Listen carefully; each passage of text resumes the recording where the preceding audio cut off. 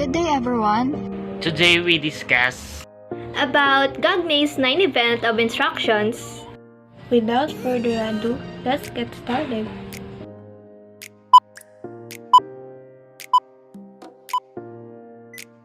Now we're going to discuss about Gagne's 9 events of instruction. Let's have first learning objectives. Number 1, determine Gagne's 9 events of instruction. Number 2, provide classroom situation that support the concept of Gagne's theory. And number 3, reflect and apply all the Gagne's 9 events of instruction in different contexts. So let's start. Gagne's theory of instruction is commonly broken into 3 areas. Number 1, the taxonomy of learning outcomes. Number 2, the conditions of learning. And number 3, the 9 events of instruction. But before we proceed to our discussion, let's have first a short introduction about Robert Mills Gagne. Robert Mills Gagne was an educational psychologist who pioneered the science of instruction during 1940s, wherein his work had a profound influence when it comes to education, military, and industrial training. Also, in his book, The Conditions of Learning, that first published in 1965, he identified the mental conditions that are necessary for effective learning. Later on, may didiscuss natin itong mental conditions na sinasabi sa book ni Robert Mills Gagne. Taxonomy of Learning Outcomes. Taxonomy of Learning Outcomes ni Robert Gagne is somewhat similar to Bloom's taxonomy, wherein kay Bloom ay meron siyang 3 domains of learning: cognitive, psychomotor, and affective. Kay Robert Mills Gagne naman consists of 5 categories. Ito yung verbal information, intellectual skills, cognitive strategies, attitudes, and motor skills. So let's discuss first verbal information. Verbal information, the person is able to state something or what we call declarative knowledge. It is acquired through formal schooling, reading books, watching televisions, or talking with your friends. It is also concerned with stating facts or information, saying your name or personal background, or telling something about that certain place. So, kaya siya sinabing declarative knowledge kasi you're just merely stating on information or nagkukwento ka or nagsasalaysay lang.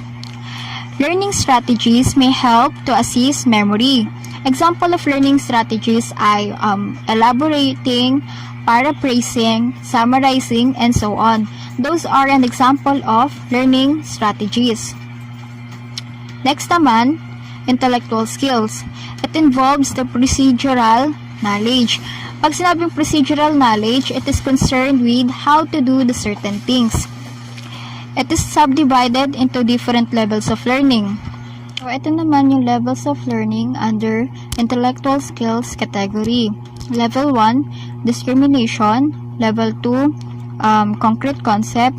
Level 3, defined concept. Level 4, rule. And level 5, problem solving. Level 1, discrimination. The ability to differentiate objects based on one or more of their physical characteristics, wherein this is the first skill to master. For example, neto, we are able to differentiate between square and triangle because of its physical characteristics. For example, square has 4 sides while triangle has 3 sides. To enhance and assist this memory, repetition and reinforcement will be a big help. Level 2, concrete concept. The ability to identify an object as a member of a group based on common physical characteristics. Or tinitignan mo yung isang object as a part of a group or a certain category. For example, we are able to identify na square and triangle are both part or both under the category of shape. Or another example, regardless of color, size, length, students can still identify figures of triangle. Next naman, define concept. The ability to understand the meaning of an object, event, or relation. It requires more than stating a definition or defining a concept. So, define concept here does not only require definition, because define concept wants you to define the concept, identify the components under the concept, and explain on your own words the certain concept or explain how it works. Level 4 naman, rule. The ability to understand the relationships among objects and events. So, in other words, rule serves as our guidance or strategies. For example, in solving an equation, meron tayong sinusunod na PEMDAS rule, wherein PEMDAS rule serves as our guidance or strategy for us to come up to correct answer. Next naman, level 5, problem solving. The ability to combine different rules to solve a problem. So, dito nga, sa previous level, nalaman natin yung rule. Example, yung PEMDAS rule. Dito, pag magsasolve ka, i-apply mo ngayon itong natutunan mong rule for you to come up or for you to solve a certain problem or a certain equation. Ito, sa problem solving ay tinatawag ding discovery learning. Next category naman ay cognitive strategy, wherein it is also divided into 3, just like the previous category. Number 1, learning strategies. Number 2, metacognitive strategies. And number 3, affective strategies. Yan, learning strategies, tulad ng sinabi ko nung kanina, ito ay yung paraphrasing, elaborating, summarizing, note-taking, and so on. Those are an example of learning strategies. Next naman, metacognitive strategies. It is concerned with setting learning goals or tracking your own learning progress or thinking about a strategy to achieve the certain goal. Next naman, affective strategies under cognitive strategy.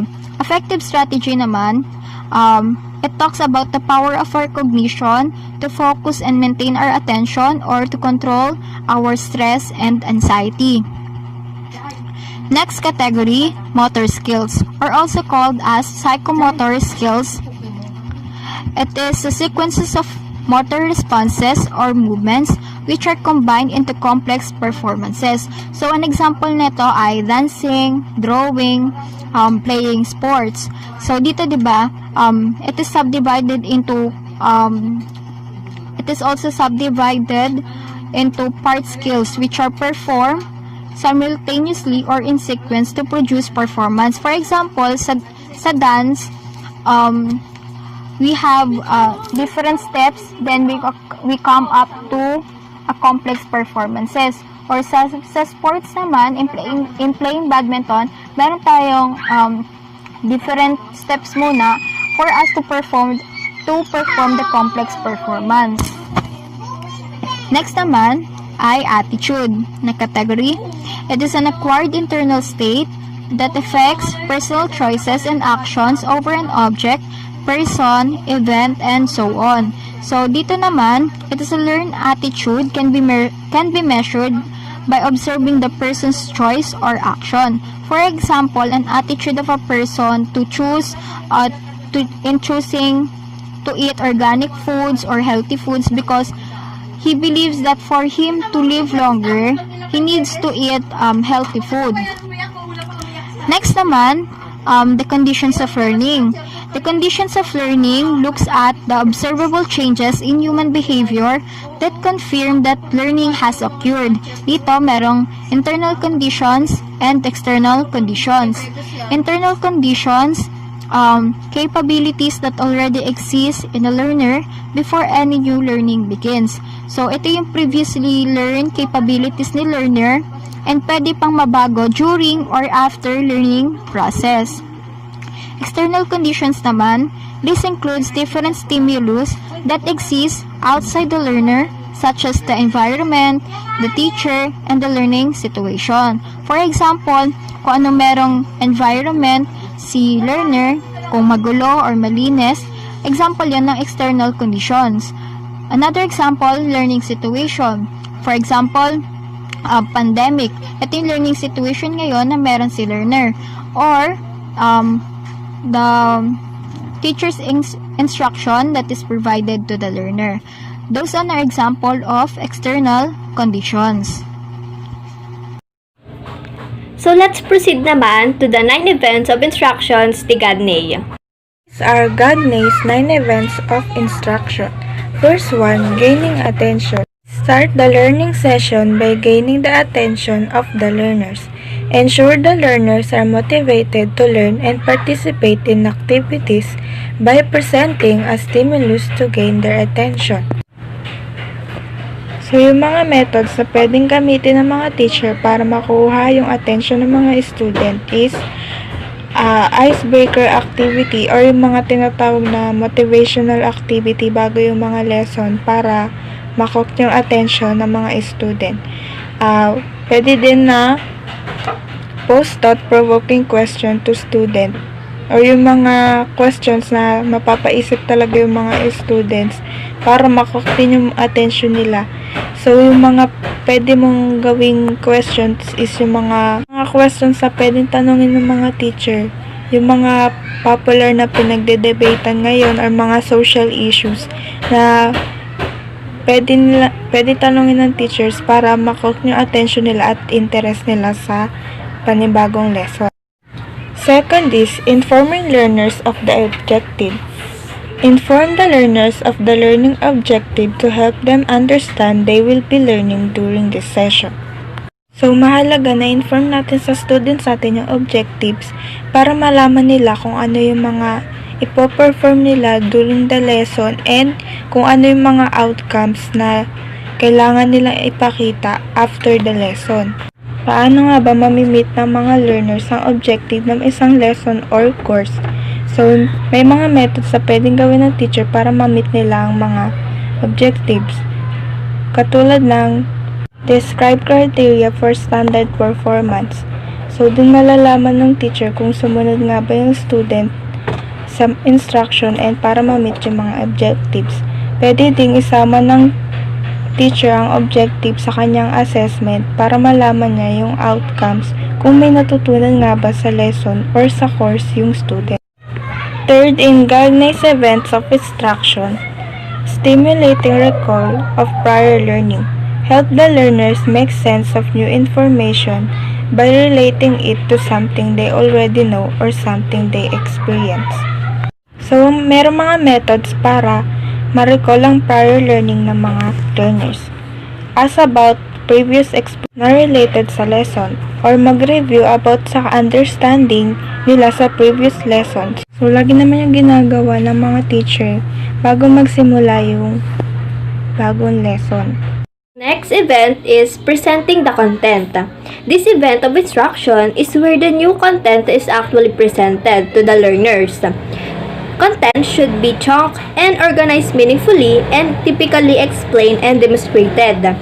To appeal the different learning modalities, a variety of media should be used if possible, include text, graphics, and audio narration, and it can be video.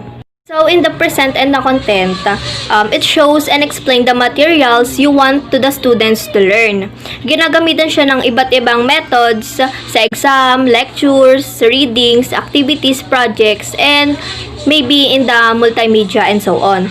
Or di kaya sa pag-present or sa pag-post ng content natin via learning management system. So, etong learning management system, it is a software na kung saan ginagamit siya sa reports, pag-delivery ng content, documents, and ito din, din siya, online learning programs training, na kung saan ina-allow mo yung students na ma-access niya yung iba't ibang materials outside the course or the content na tinuturo mo. magpe-present ng content, kailangan yung content mo is organized, meaningful, and demonstrated. And kailangan na-explain mo siya ng maayos sa student mo para yung student mo, mabilis niya ding naiintindihan yung gusto mong i-discuss sa kanila.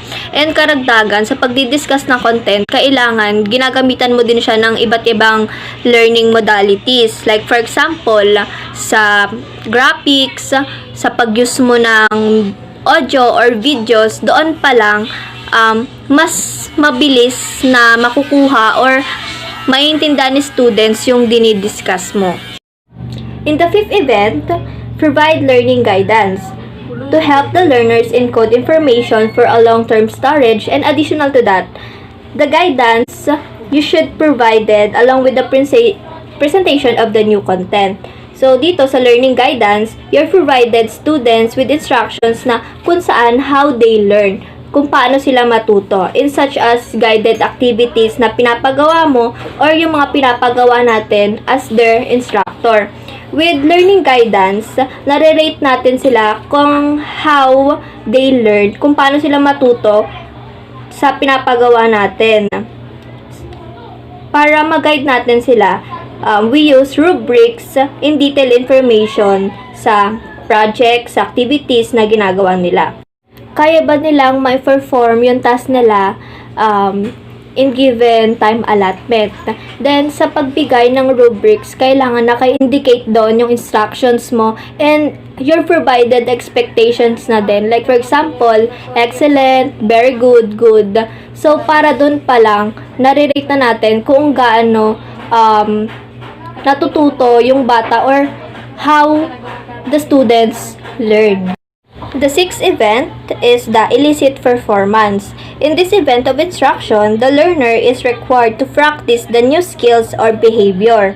Eliciting performance provides an opportunity for the learners to confirm their correct understanding, and repetitions further increase the likelihood of retention.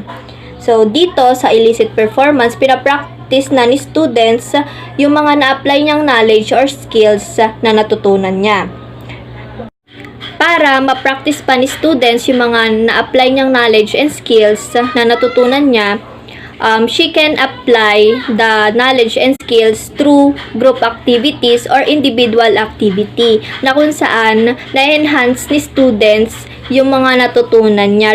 So, yung mga pwedeng example natin dito para ma-enhance pa ni students yung new knowledge niya and skills is yung mga scaffolded assessment na kung saan it refers to the variety of instructional techniques na ginagamit ni teacher para yung student is ma-progress niya pa kung ano yung mga natutunan niya and para mas magkaroon siya ng greater independence in the learning process.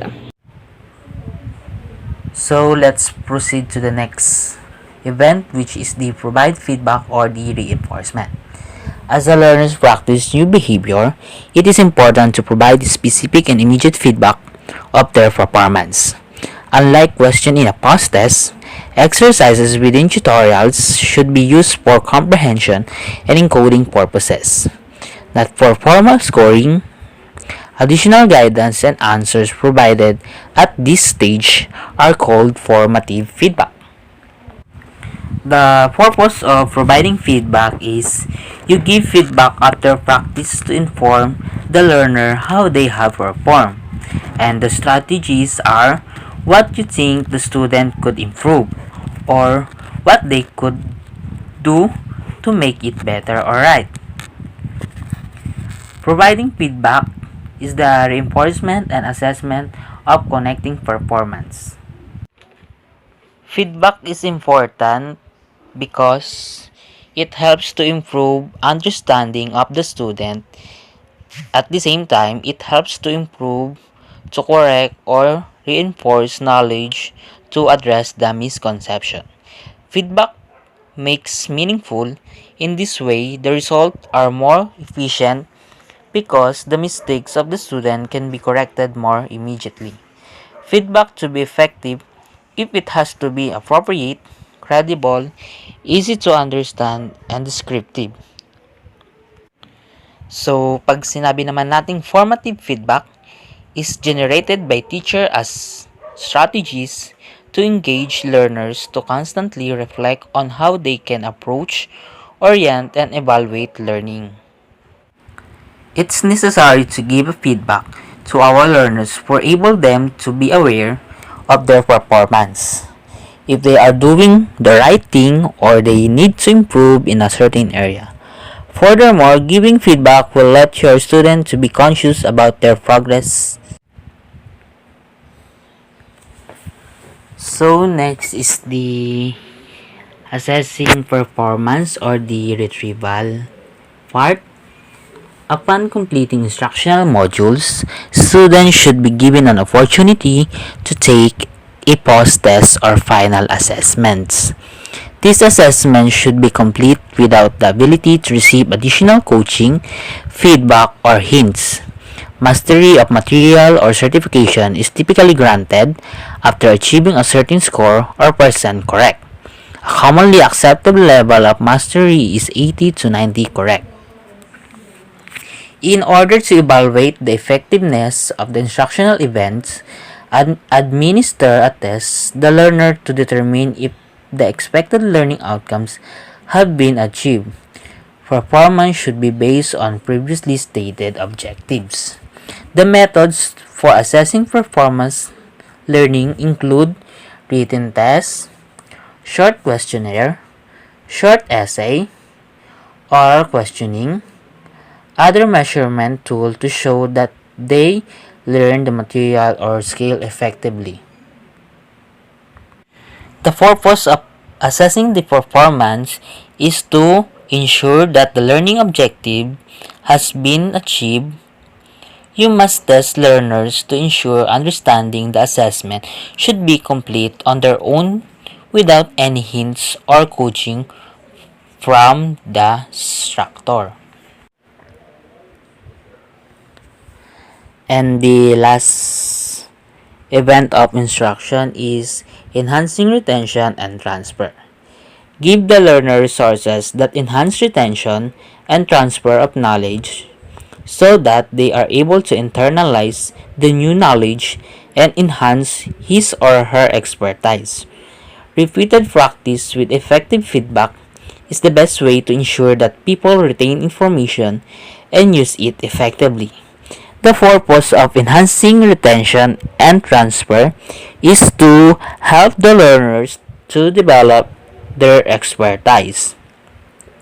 And the methods for helping learners internalize new knowledge includes the following: having them summarize content, generate examples, create mind maps or concept maps, create a outline, and so on. And also, it helps learners retain information by providing them opportunities to connect a concept in a real life situation.